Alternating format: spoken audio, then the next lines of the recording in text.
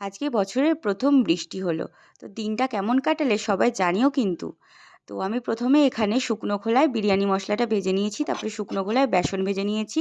তারপরে আমি ২ চামচ পোস্ত, একটু চালমগজ আর কাজু বাদাম জল ছাড়া পেস্ট করে নিয়েছি, স্মুথ পেস্ট। তারপরে আমি এখানে পেঁয়াজ দিয়েছি ১০-১২ কোয়া রসুন, ১ চামচ আদার পেস্ট আর স্বাদমতো লঙ্কা দিয়ে আমি একটা পুরোটা পেস্ট বানিয়ে নিয়েছি, স্মুথ পেস্ট। তো তারপরে আমি এখানে ১ কেজি মাংস নিয়েছি। ১ কেজি মাংসের মধ্যে আমি পেস্টটা দিয়ে দিয়েছি। পেস্টটা দেওয়ার পরে যে বিরিয়ানি মশলাটা বানিয়েছিলাম, সেই বিরিয়ানি মশলাটা দিলাম ২ চামচ আর ৪ চামচ টক দই ব্যবহার করলাম। আর এখানে ২ চামচ ঘি ব্যবহার করলাম। আপনারা ঘিয়ের পরিবর্তে সাদা তেলও ব্যবহার করতে পারেন।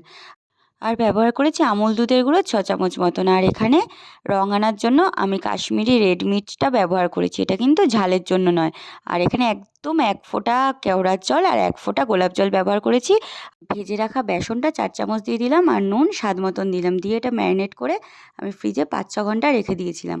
আর কড়াইতে আমি অল্প পরিমাণ সাদা তেল দিয়েছি আর ১ চামচ ১.৫ চামচ মতন ঘি দিয়েছি। দিয়ে একে একে সব মাংসগুলো ভেজে নেব। যখন ভাজা হয়ে যাবে তখন যে বাকি মশলাটা যেটা ছিল, ম্যারিনেট করা মশলাটা, সেই মশলাটা দিয়ে দিলাম।